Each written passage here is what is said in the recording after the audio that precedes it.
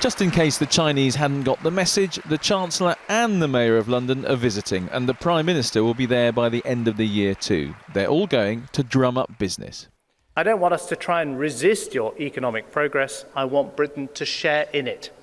And I want this week all of us to take the next big step in the relationship between Britain and China. Last year, the Prime Minister met the Dalai Lama, the symbol of resistance to China's occupation of Tibet. That went down badly. Now the British are hoping China is ready to move on. Chinese investors have already bought into some companies you might think of as being very British. For instance, they own 60% of Weetabix, 9% of Thames Water and 100% of the London Taxi Company. Earlier this year, the Chinese manufacturer Geely took over the factory along with the rest of the company. It's revitalised the company because we're now in a position to do things that we could never have done before. We've increased the number of employees from 102 to just under 200 today. So we've doubled the number of employees. So it is a good news story for everybody here in Coventry.